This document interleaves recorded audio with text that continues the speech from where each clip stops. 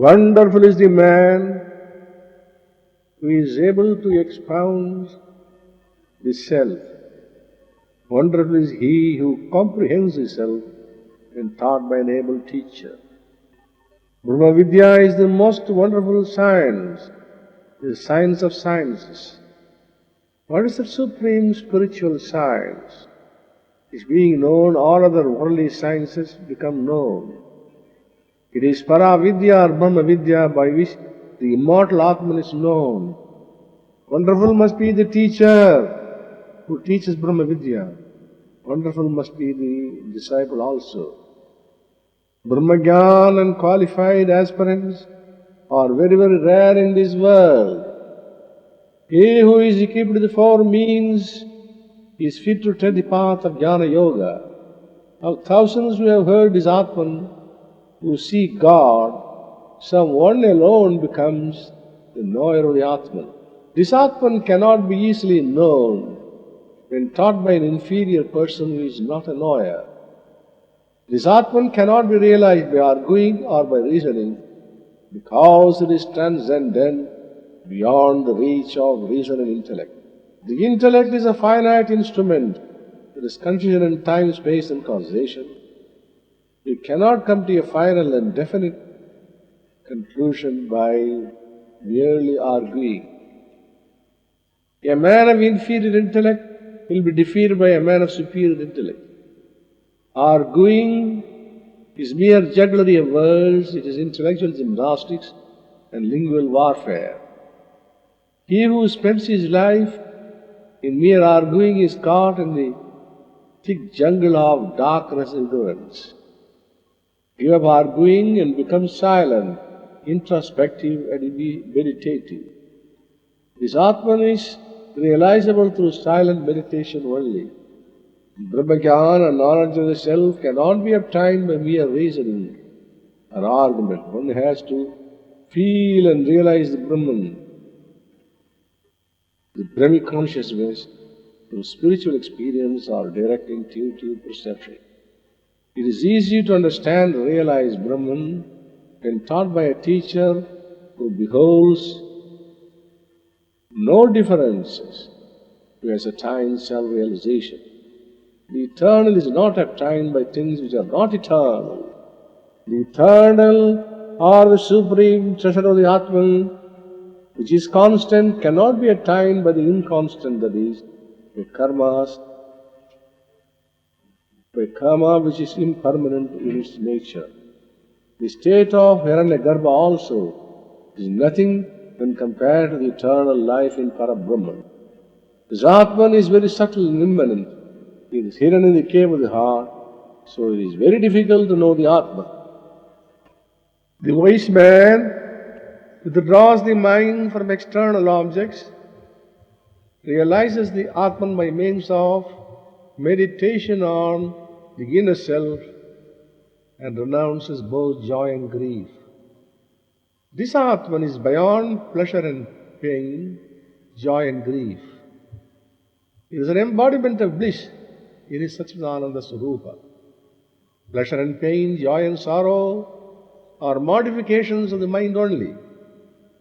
The wise sage, by means of meditation on the Atman, realizes the ancient, who is difficult to be seen, who is unfathomable, who is hidden in the cave of the heart, who dwells in the abyss, who is lodged in the intelligence, and renounces joy and sorrow, pleasure and pain.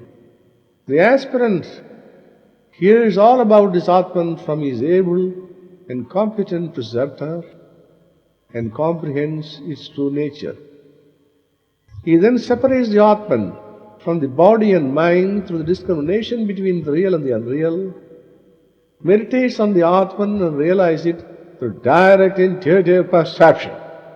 This world is upheld by dharma or righteousness. Brahman is very center of all dharma. Why does a man lead a life of righteousness? Because he wants to attain Brahman or the self, wherein alone he can rejoice really. The Swarupa, essence of Brahman, is bliss. Sensual pleasure is a mere fleeting sensation caused by the friction or excitement of nerves. There is a reaction here. The Brahmic state is all full, homogeneous, everlasting. It is an absolute, unchanging state. Brahman is other than virtue and vice, other than cause and effect, other than past and future. Virtue and vice, past and future, are mental creations only. Time is the mode of the mind. Time alone. Time also is a mental creation. In Ishvara, the Lord, there is simultaneous perception. Everything is present only. Everything is now only. Brahman is eternity, it is beyond time. The goal which all the Vedas speak of, which all penances proclaim, and wishing for which the aspirants lead the life of brahmacharya, that goal is all. The practice of penance and brahmacharya leads to the realization of Brahma, Pranava. Om is also known by the names Pranava, Ekakshara, Omkara. Om is a pratik or symbol or substitute for Brahman. It is Shabda Brahman. Om is the basis of all sounds. It is the first manifestation of Brahman. Om is the most appropriate sound or symbol of Brahman. It consists of 3 letters A-U-M. Sound, word or name is inseparably connected with thought or idea. Om is verily Brahman. Om is verily the highest. He who knows the word Om obtains verily whatever he desires. Om is Brahman itself. Om and Brahman are inseparably associated.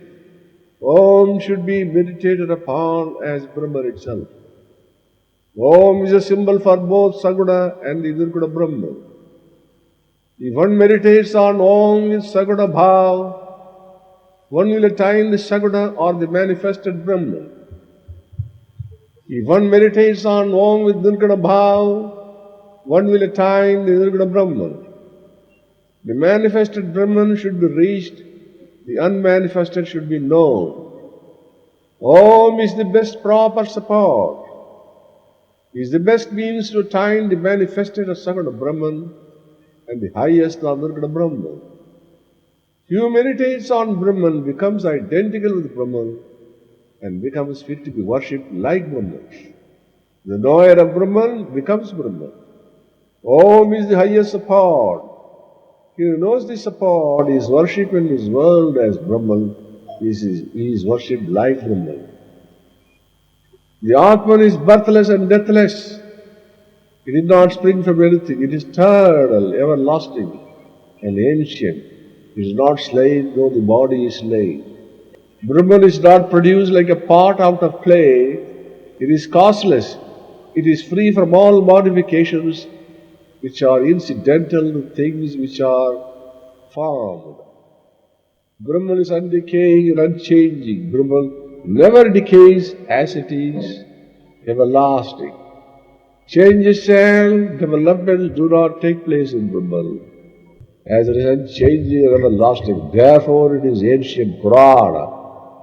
Just as the ether in the pot is not affected, even though the pot is broken, so also this Atman is not destroyed or affected, though the body is slain.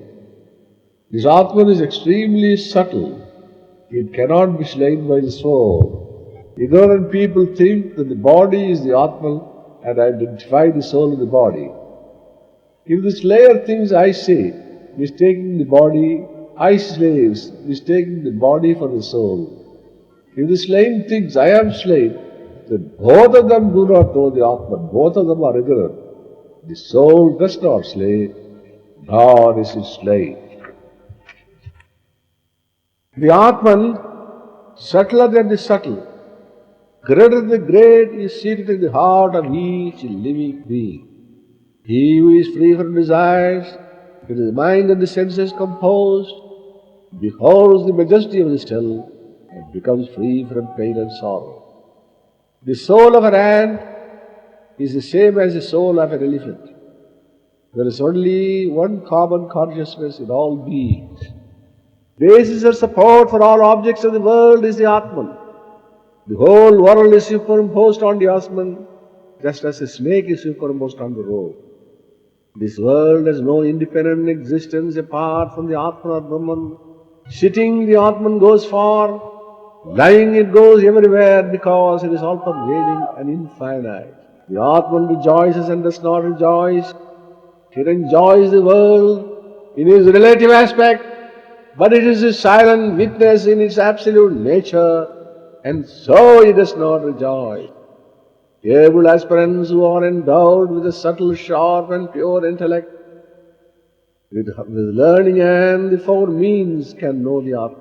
The wise sage who knows the Atman as bodiless seated, firmly in this perishable body, great and all-pervading, does never grieve. The Atman is bodiless, within the bodies, it is unchanging among the changing things. The sages who have attained self-realization, that is, who have known the Atman through direct intuitive perception, aparoksha and bhoti, do not grieve. The Atman cannot be attained by study of the Vedas, nor by intelligence, nor by much hearing. He whom the Self chooses, by him the Self can be attained. To him this Atman reveals the true nature. The Atman can be attained only by him who is free from desires and who seeks to know it. The Atman reveals his real form or true nature to him. The self of him who is desirous of knowing it reveals his truth, his own truth. The Atman is attainable by the aspirant alone who seeks the Atman. The Atman is attained by him alone whom God chooses, that is, on whom God shows his grace, with whom he is pleased. But he who has not turned away from the bad conduct, whose senses are not subdued, whose mind is not concentrated, whose mind is not purified, can never obtain his Atman by mere knowledge. There are the two, the Paramatman, the Supreme Self, and the Jivatman, the individual soul. The former is the light and the latter is the shadow. The Paramatman has no concern with works and their fruits. He is always the silent witness. The opposite shore of samsara is moksha or release. The body is a chariot. The Atman is the lord of the chariot. The intellect is a charioteer. The mind is the reins.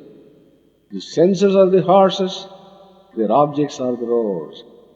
The Atman, united in the senses and the mind, is the enjoyer. The pure Atman is actionless, nishkriya, is an undoer, a karta.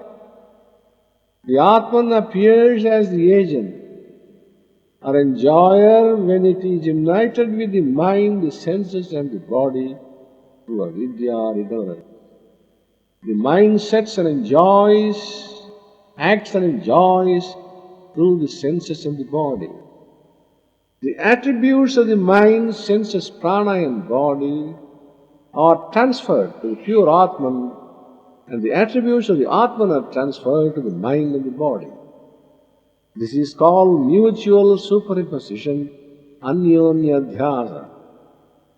Through the superimposition, the insentient mind seems to be intelligent, and the impure and insentient body is mistaken for the pure and sentient Atman. The pure Atman puts on the appearance of the Jiva. On account of this superimposition created by avidya and undergoes apparently the pains of samsara, birth and death. The Jiva, in a sense, is Satchidananda Swarupa. When avidya is destroyed, through the knowledge of the self, one becomes identical with the Brahman or Paramatma. Now here, the importance of self-control. He who has no discrimination and whose mind is always uncontrolled, the senses are not controllable like the vicious horses of a driver. If anyone is not endowed with the power of discrimination between the real and the unreal, if he is not able to discriminate what is to be done and what is not to be done, if his mind is not controlled properly, he becomes an incompetent driver of the body chariot. But he who has understanding and whose mind is always controlled, the senses are under control like the good horses of a driver. Just as a competent charioteer controls the horses of a chariot by skillful manipulation of the reins, so also a competent driver of this body chariot keeps the senses under proper restraint to the right understanding, discrimination and willpower. The senses can be controlled through the control of the mind. Control of the senses is an indirect means of attaining the goal or motive. But he who has no discrimination, whose mind is not under control, and who is always impure, does not reach the goal, but enters into the round of birth and death. But he who has a discerning intelligence as a driver and a well-controlled mind as the reins, reaches the end of his journey to the highest state of Vishnu. Just as a man can reach his destination, the end of his journey, when the driver of his chariot is clever, and when he drives the chariot carefully, by controlling the horses by means of the reins, so also the jiva can reach its end by the road of samsara, that is, can attain the highest place of Vishnu, or the nature of the all-pervading immortal Brahman, only when the discerning intelligence or discrimination controls and guides the mind and the senses. Now comes the inner order of priority. It is given the ascending degree of the subtlety of things. Beyond the senses are the rudiments of object. Beyond rudiments is the mind. Beyond the mind is the intellect. Beyond the intellect is the cosmic intellect. Beyond the cosmic intellect is the unmanifested, avyaktam. Beyond the unmanifested is the Purusha. Beyond the Purusha there is nothing, there is the end, the highest goal. Superiority is greater in accordance with the subtle nature of things. A subtle thing is superior to a gross thing. A subtler thing is superior to a subtle thing. The Atman is the most subtle vastu, substance. It is superior to all. The cause is subtler and more pervasive than the effect. The five rudiments of matter are superior to the senses because the senses are formed out of the rudiments of matter. The mind is superior to the rudiments because it is subtler and is formed out of the subtle tanmatras or sukshma bhutas in their finest state. The five great elements are the effects of the tanmatras or sukshma bhutas. The mind is a perceiver, drik. The objects are the perceived, drishya. The mind is more internal than the senses, therefore, mind is superior to the object. The intellect is superior to the mind because the intellect is subtler, greater, and more internal than the mind. The mind passes on the concept of the intellect. The intellect determines, decides, and comes to a definite conclusion. The intellect is the prime minister of the Atman.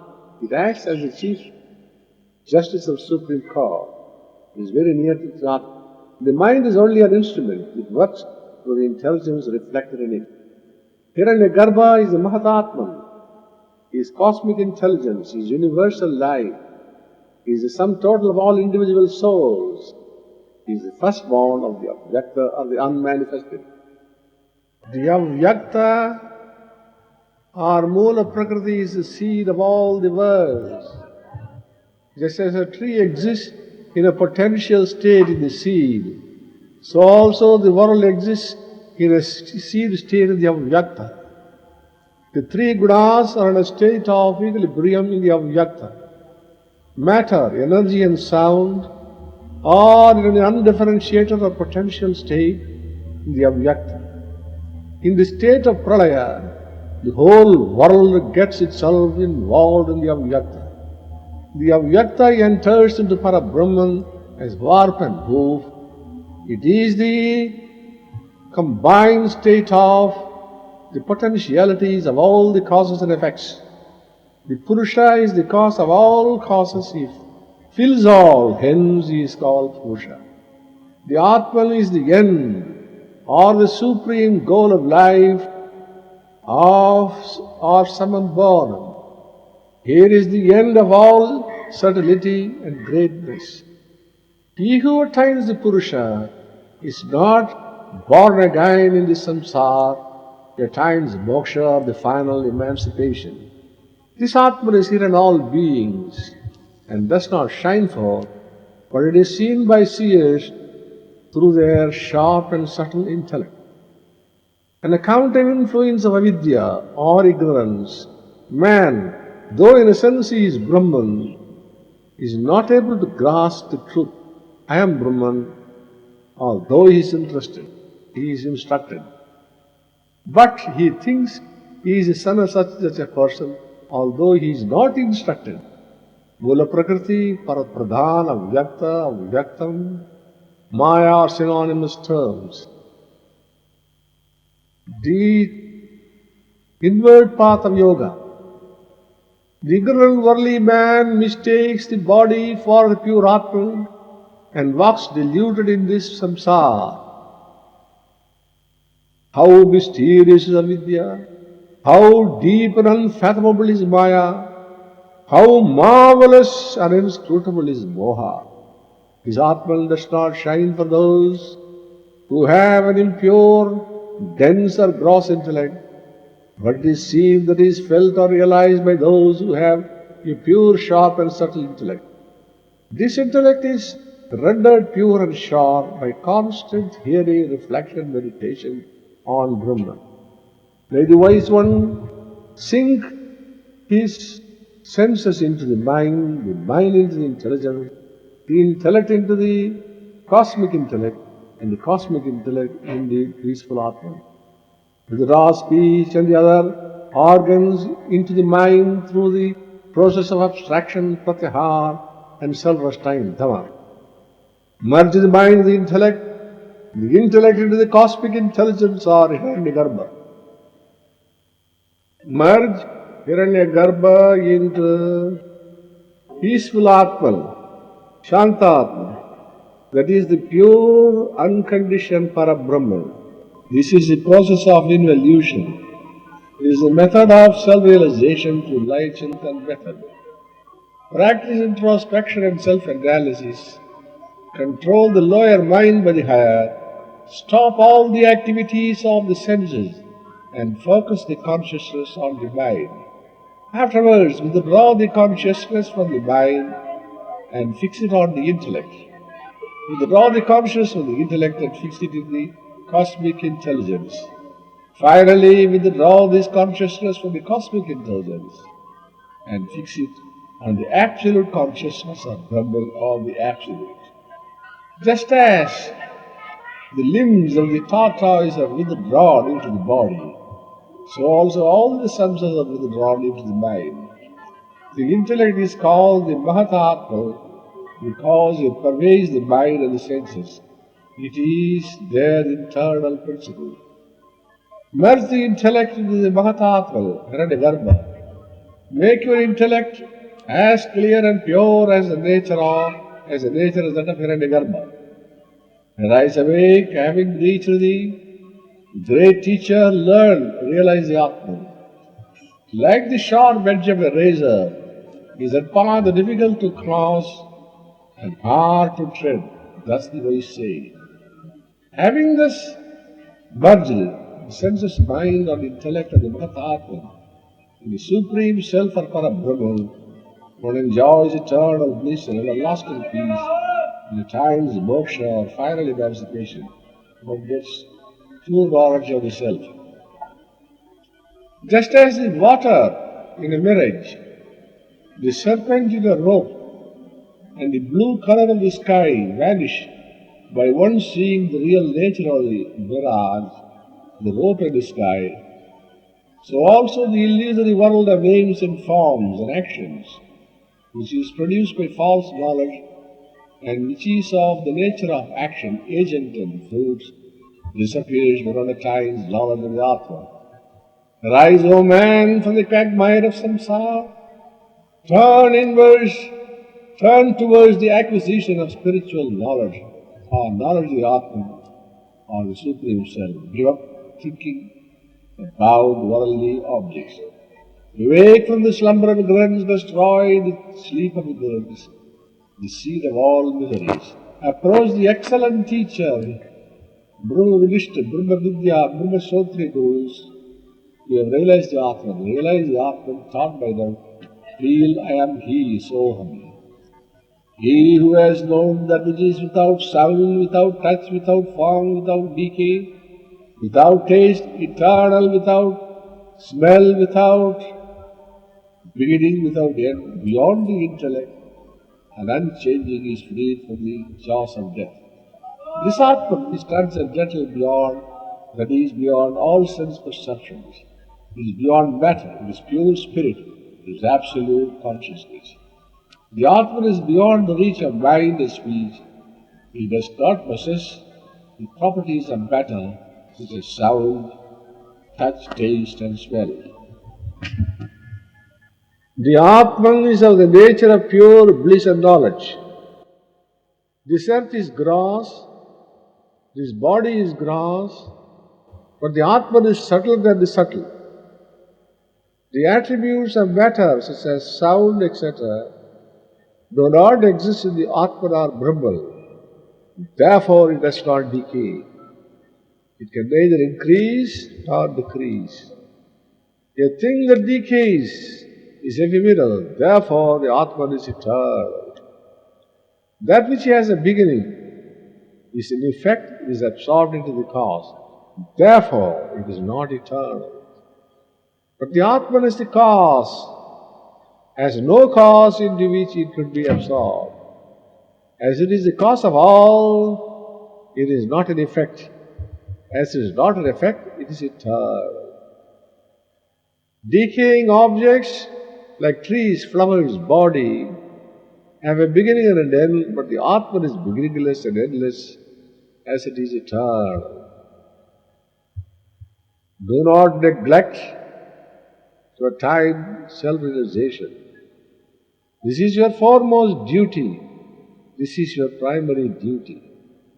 As the Atman is very subtle, the path of knowledge that leads to it is difficult to travel. The aspirant who treads the lesser path must be very cautious, vigilant, diligent, and intelligent. It is quite clear that a guru is absolutely necessary. The Upanishads are records of the intuitive experience of the great sages and seers.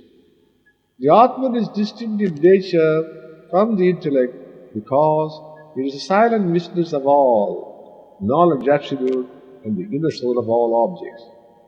Only that which is changeless can be said to be eternal. Having realized the Atman, one is released from the jaws of death. He is liberated from the bondage of birth and death. He is freed from the bondage of ignorance, desire, and action. The three knots or granthis, namely ignorance, desire, and action, are rent asunder. He attains immortality. Now comes philosophy of sense hankering. The self-existent Brahman created the senses with outgoing tendencies. Therefore, man beholds the external universe and not the internal self-Atman. But some wise man, with the eyes averted from sensual objects, with his senses turned away from objects, desirous of immortality, sees the Atman within him. It is not possible to have light and darkness at the same time and at the same place. Even so, it is not possible to enjoy sensual pleasures and bliss of the soul at the same time, or to revel in sensual objects and behold the inner self at the same time, or to worship God and mammon simultaneously. The eternal man runs after sensual objects of desire and falls into the share of the wise man, death. But wise men, knowing the nature of the immortality, do not covet the fleeting, unstable objects here. The two obstacles that stand in the way of attaining self-knowledge are the natural tendency of the senses to run towards external objects and the desire for enjoyments of this world and the next. The senses run towards the external objects on account of Vikshep Shakti or Rajas. Not only the eyes but all the organs have to be withdrawn from their respective objects. The cause of desire is ignorance. Desire is born of avidya. If the rajas in the senses is squeezed out, by increasing the sattva, the senses will be absorbed in the mind, they will not run outwards. Man has forgotten his essential divine nature on account of ignorance, and so his mind runs after sensual pleasures. Ignorant men who have no right understanding and discrimination run after external objects and say they fall into the meshes of the widespread death. The Atman neither increases nor decreases, it is constant and is immortal. The wise who enjoy the eternal bliss of the Atman do not care for these little sensual pleasures. The sum total of the pleasures of this world is a mere drop when compared to the bliss of the Atman. The Atman is the ocean of bliss. Desire for sensual objects is opposed to self-realization, it is opposed to self-knowledge, it is opposed to self-realization. Will any man attempt to eat black sugar and bear fruit when sugar candy and mangoes are burned? To the self by which one knows form, taste, smell, sound, touch, and the pleasures, nothing remains unknown. This is verily is that, Brahman. The Atman or Brahman is knowledge absolute, it is absolute consciousness. What is there unknowable to the Atman in this world? Everything is certainly knowable by the Atman. The mind and the intellect also are insentient. They borrow the light or intelligence from the Atman only, just as the moon borrows light from the sun. The mind, intellect and the senses perform their functions through the light of the Atman. The Atman is at the back of all sense perception, mind and intellect. Just as iron filings move in front of a magnet, so also the mind, intellect and senses move or do their functions in the presence of the Atman. This verily is the Atman, which is distinct from virtue and vice, cause and effect, which is the highest place of Vishnu and beyond which there is nothing. The wise man, when he knows that by which he perceives all objects, in dream or in waking, as the great omnipresent Atman, grieves no more. The state of Turiya, superconsciousness, transcends the waking, dreamy and deep sleep states. The Atman is the silent witness of the three states, hence it is called Turiya, or the fourth.